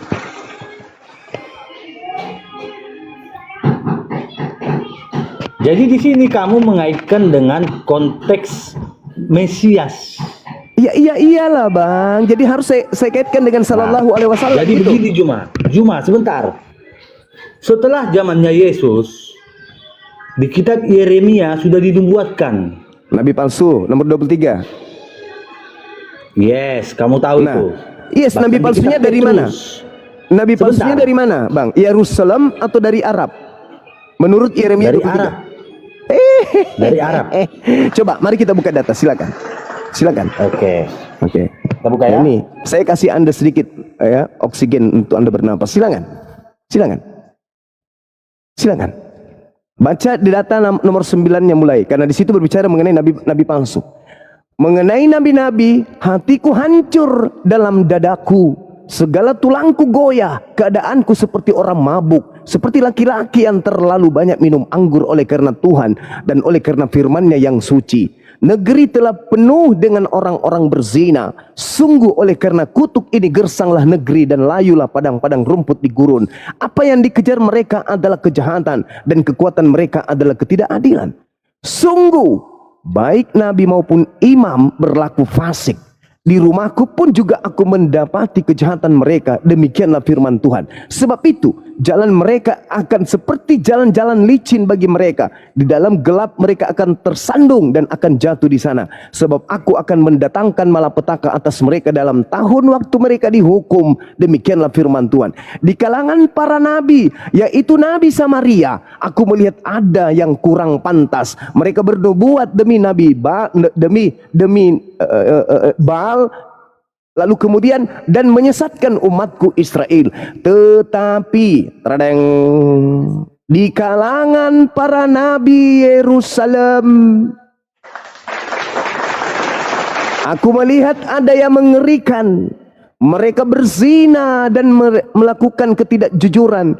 Mereka menguatkan hati orang-orang yang berbuat jahat, sehingga tidak ada seorang pun yang bertaubat dari kejahatannya. Semuanya mereka telah menjadi seperti Sodom bagiku, dan penduduknya seperti Gomora. Sebab itu beginilah firman Tuhan semesta alam mengenai para nabi tersebut, nabi Yerusalem tersebut. Sesungguhnya aku akan memberi mereka makan ipu dan minum racun, sebab daripada para nabi Yerusalem telah meluas kefasikan ke seluruh negeri. Jedor dor dor dor dan gedebug, bum bum bum bum.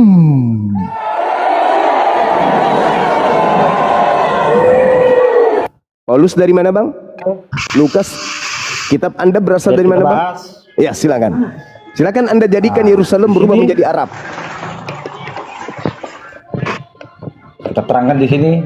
Ya, silakan. Jadikan Arab Yerusalem tadi.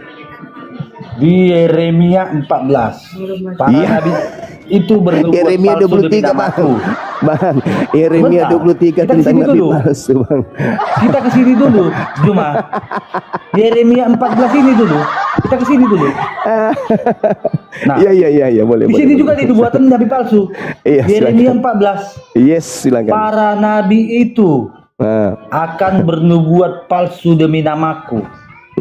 Aku tidak mengutus mereka, tidak memerintahkan mereka, dan tidak berfirman kepada mereka. Menubuatkan kepadamu penglihatan bohong, ramalan kosong, dan tipu rekaan hasilnya sendiri. Ini nabi palsu ya. Iya. Terus Arabnya mana, Bang? Sebentar, kita cari dalilnya. Iya, silakan. Silakan, Bang. Itu aja narasinya. Silakan. Apanya? Di situ berbicara mengenai bangsa Israel, Bang. Ya, Yeremia 14 itu masih berbicara mengenai Bani Israel. Tidak ada berbicara mengenai Arab, Bang. Jangan ngada-ngadi ya, Bang. Jangan, Bang. Nanti bangsa Arab itu digunakan oleh Allah sebagai senjata ampuh untuk menghancurkan Bani Israel, Bang. Itu tertulis di dalam 3221, Bang. Barulah kemudian ya dijelaskan bangsa Arab di sana. Bangsa Arab yang Tuhan pakai untuk menghancurkan kepungahan dan kesombongan Bani Israel. Saya bacakan Ulangan 32 nomor 21. Mereka Bani Israel membangkitkan cemburuku dengan yang bukan Tuhan. Mereka menimbulkan sakit hatiku dengan berhala mereka.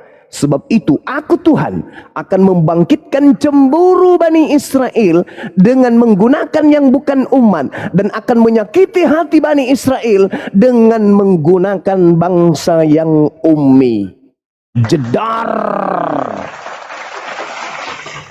Ayo saudara, jangan kau sindir orang Arab. Enggak, nanti bisa kau sindir orang Arab ketika Tuhan ingin menghancurkan Bani Israel dengan menggunakan senjata ampuh, yaitu Bani Ismail dari keturunan Qaidar, yaitu dinul Islam. Sampai hari ini mereka hancur-hancuran, ingin menghancurkan bangsa dari Qaidar, bangsa yang ummi. Mereka tak mampu, kekuatan dibantu oleh negara-negara kafir lainnya. Palestina tetap berdiri dengan kuat hari ini. Free Palestine, free Palestine. Ini sudah dinubuatkan, saudaraku. Ulangan 32 nomor 21. Mereka Bani Israel membangkitkan cemburuku dan dengan mereka membuat yang bukan Tuhan. Mereka menimbulkan sakit hatiku dengan berhala mereka. Sebab itu aku akan membangkitkan cemburu mereka dengan yang bukan umat. Ingat, Bani Ismail tidak dianggap umat kala itu. Dan aku akan menyakiti hati mereka dengan menggunakan bangsa yang ummi, bangsa yang jahil, bangsa yang bodoh. Siapa bangsa yang ummi, siapa bangsa bodoh di kalangan keturunan di kalangan kemudian Bani Abraham? Bani Ismail. Dikatakan bangsa yang ummi. Itu kawan. Oke. Saya rasa cukup ya, saudaraku. Terima kasih Anda sudah berdiskusi dengan baik. Loh, gini, Juma, saya tanya. Oh, masih mau? Ya, silakan. Mengenai tadi kamu nyinggung Ismail, apa hubungannya Arab dengan Ismail? Hei, kawan. Tolong jelaskan. Oke, baik. Ketika saudara membaca sebuah dalil di dalam pemahaman kemudian orang Arab, Baginda Rasulullah Muhammad sallallahu alaihi wasallam menegaskan ada dua kelompok manusia di atas muka bumi ini yang kemudian memegang teguh silsilah, yaitu bangsa Arab dan bangsa Yahudi. Makanya kami heran ketika kemudian Paulus mengaku dia adalah orang Yahudi tapi silsilahnya nggak jelas. Kalau Baginda Rasulullah Muhammad sallallahu alaihi wasallam sebagai orang Arab, dia adalah orang yang memegang teguh silsilah, sama seperti Yahudi. Makanya ketika mereka menyebut nama mereka selalu menyebut bin. Baginda Rasulullah Muhammad SAW dikatakan begini, Nabi Muhammad bin Abdullah bin Abdul Muttalib bin Hashim bin Abdul Manaf bin Gusam bin Kilab bin Murrah bin Ka'ab bin Ini Lu'ay tertulis di mana Juma yang bin kamu sebutkan ini Juma? bin Ilyas Sabar bin Mudar bin Nisar bin Mad bin Atnan bin Adam bin Humaisa bin Salaman bin Iwad bin Bus bin Kuwa, kemudian bin Awam bin Nashid bin Hiza bin Buddha, kemudian bin Yadaf bin Tabiq bin Jahim bin Nasih bin Maki bin It bin Ibgar bin Ubaid bin Abdi'ah bin Hamdan bin Sunbun bin Yasribi bin Yahsan bin Yalhan bin Arawi bin It bin Dishan bin Aishar bin Afnan bin Asham bin Misqas bin Nathit bin Sarih bin Sumay bin Missi bin Uda bin Uram bin Qadar bin Ishmael bin Ibrahim alaihi salam. Anda bertanya, itu tertulis di mana? Di dalam sebuah kitab yang bernama Sirah Nabawiyah, silsilah silsilah Nabi Muhammad. Kalau Sirah Nabawiyah itu karangan itu Juma. Itu Yang tahu tentang silsilah seseorang itu siapa, Bang? Tapi kalau Bang, yang tahu tentang silsilah seseorang itu siapa, Bang? Saudara, yang tahu tentang silsilah seseorang itu siapa, Bang? Yang tahu silsilah seseorang itu ya yang memiliki garis keturunan itu. Nah, betul sekali. Masya Allah. Apa hubungannya Arab dengan Ismail? Loh, Ismail Sedangkan itu Ismail. Allahu Akbar. Ismail itu punya ibunya adalah orang Mesir. betul. Bukan orang Arab. Betul sekali. Tetapi Ismail kemudian menikah ketika dia di Paran dengan wanita Mesir. Keturunannya, anak pertamanya kemudian bernama Nebayot. Anak keduanya bernama Kedar. Dari Kedar inilah turun sampai kepada baginda Rasul Muhammad sallallahu alaihi wasallam. Nah, sekarang kalau saya bertanya kepada saudara, Nabi yang didatangi sosok bernama Yesus Kristus itu silsilahnya ke Yahudi mana? Paulus itu bukan Nabi Juma. Baca Kisah Para Rasul 1 nomor 13. Itu Rasul. Bukan Nabi seperti Nabi Israel. Baca Kisah Para Rasul 13 nomor 1. Paulus di situ disebut Nabi, kawan. Dan kalau Anda mengatakan dia bukan Nabi, lalu dari mana dia mendapatkan 13 buku itu? Kalau dia bukan Nabi, ayo. Bukankah di dalam adalah tulisannya yang diwahyui Roh Kudus. Berarti dia Nabi, katanya bukan Nabi. Bagaimana kalau Nabi dalam Israel adalah orang yang diurapi. Oh, salah. Anda Bukan baca Paulus. Bilangan 12. Sabar. Anda baca Bilangan 12 nomor 6. Lalu berfirmanlah Tuhan, dengarkanlah firmanku ini. Jika di antara kamu ada seorang nabi, maka aku Tuhan menyatakan diriku kepadanya dalam penglihatan. Aku berbicara dengan dia dalam mimpi. Sekarang bagi Anda, Yesus itu Tuhan atau bukan? Yesus itu Tuhan. Oke. Paulus menerima pernyataan dari mana? Dari Yesus. Nah, berarti Paulus itu nabinya Yesus berdasarkan Bilangan 12 nomor 6. Dengarkan. Lalu berfirmanlah. Anggaplah sabar. Anggaplah di sini Yesus. Lalu berfirmanlah Yesus, dengarlah firmanku ini. Jika di antara kamu ada seorang nabi, maka aku Yesus menyatakan diriku kepadanya. Jika di antaramu ada seorang nabi, maka aku Yesus akan menyatakan diriku kepadanya. Paulus mengatakan aku menerima Yesus, aku menerima Injil dari pernyataan Yesus. Berarti Paulus ini adalah nabi. Nabi dari Tuhan Anda yang bernama Yesus Kristus itu. Makanya Yesus mengatakan di dalam Matius 24 nomor 24, sebab Kristus palsu dan nabi-nabi palsu akan datang dan melakukan mukjizat banyak untuk menyesatkan banyak orang dan orang pilihan juga. Jadi kalau Anda mengatakan Yesus itu bukan nabi, wow, bahaya ini. Anda bertentangan dengan kaidah kenabian di dalam kitabnya orang Yahudi. Dan kalau Anda mengatakan Yesus itu Tuhan, berarti kaidahnya jelas. Tuhan Anda yang bernama Yesus mengutus nabinya bernama Paulus berdasarkan bilangan 12 nomor 6. Anda tidak akan pernah bisa lari kemana-mana. Kalau Paulus bukan nabi, berarti dia pengarang ulung. Karena hanya nabi lah yang mampu kemudian menorehkan tulisan-tulisan yang dituliskan dari asas pewahyuan dari Tuhannya. Sebagai nabi dia menerima wahyu. Berarti Paulus ini adalah nabi yang menerima wahyu dari Tuhanmu yang bernama Yesus. Sekarang apakah dia nabi asli? Apakah yang diterimanya dari Tuhan asli? Ternyata dua-duanya palsu. Kristus palsu dan nabi palsu akan melakukan banyak mujizat sekiranya mungkin menyesatkan orang-orang pilihan juga. Jedar. Saya kira cukup, saudara. Saya harus ibadah. Jadi di sini kita harus menjelaskan konsep tentang iman.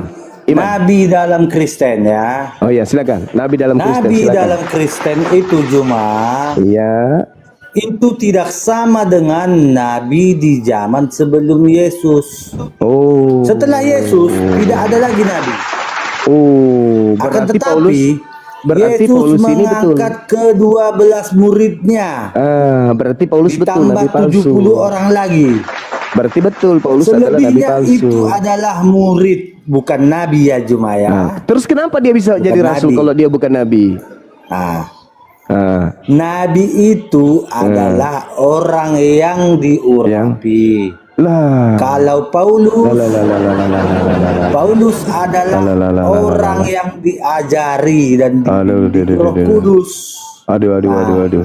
Jadi pemahaman kamu tentang kenabian Kristen sama dengan pemahaman saya tentang surah Maryam 71 dan Al-Ahqaf ayat 6. Sekarang di mana 100% umat Islam masuk neraka. Sabar. Muhammad pun tidak mengetahui tentang nasibnya di akhir zaman. Itu sudah saya jelaskan tadi. Inilah konsep keimanan kita. Jangan memperbodoh diri. Saya sudah jelaskan tadi. Sekarang menurut saudara, apakah Yesus itu rasul atau bukan? Yesus itu adalah utusan guru Tuhan dan disebut juga nabi. Dia rasul atau bukan? Yesus? Ya. Yesus bukan rasul. Ibrani 3 nomor 1. Rasul. Sabar saudara. Pengertian rasul. Sabar. Ibrani 3 nomor sabar saudara. Pelan-pelan kita. Ibrani 3 nomor 1. Sebab itu hai saudara-saudara yang kudus, yang mendapat bagian dalam panggilan surgawi, pandanglah kepada rasul dan imam besar yang kita akui, yaitu Yesus. Yesus adalah rasul, imam besar. Paulus juga rasul. Berarti kedudukannya sama-sama rasul. Antara Paulus dan Yesus adalah setara. Dua-duanya adalah rasul. Jadi sekali lagi saya katakan saudara, pelajari lagi baik-baik. Boleh Anda membantah saya dengan mulut Anda, boleh Anda punya hak untuk berbicara, tapi tolong jaga hati, kebersihan hati Anda untuk kemudian menerima kebenaran. Di ayat saya yang kamu bukakan izin ini ibadah, boleh Yesus izin ibadah dulu. tidak menunjuk spesialisasinya ya cuma ya. Iya boleh. Yesus Linda Faruk ambil semua bagian kemuliaan. Ya, silakan. Jadi dalam konteks iman kita jelas berbeda. Ya. Pandangan kamu tentang iman saya begini dan pandangan saya tentang iman kamu tetaplah kepada Maryam 71 Al-Ahqaf ayat 6. Silakan ya. Linda Faruk diambil alih sementara. Linda, saya ibadah dulu ya. Semua sahabat-sahabat sekalian, terima kasih kepada saudara Starboy telah berdiskusi dengan baik, pada teman-teman semua yang ada di sini yang menyimak di TikTok dan menyimak di YouTube. Alhamdulillah apa yang kita sampaikan semuanya berdata. Silakan Anda renungkan dan Anda pikirkan. Mengenai Anda terima atau tidak terima, saya kembalikan kepada pencipta langit dan bumi. Saya bertugas hanya untuk memberi peringatan saja. Saya tutup sementara, nanti akan saya datang lagi. Subhanakallahumma bihamdi asyhadu an la ilaha illa anta astaghfiruka wa atubu ilaik. Salam tauhid, salam satu Tuhan. Jayalah Islam kita, jayalah Indonesia kita. Assalamualaikum warahmatullahi wabarakatuh. Waalaikumsalam warahmatullahi wabarakatuh. Untuk saudaraku yang di bawah, ini disiarkan langsung di YouTube ya. YouTube The Real Parusiani per 4, Jutfili Abbas, M Abbas, dan Baluap TV, dan berapa YouTube Ustadz Sugi. Untuk saudaraku, tolong di tap-tap layar kencang ya, disampaikan 1,5 ya, 1,5. Biar room ini kuat. Kalau ada love orange, dikirim love orange, di follow akun di atas.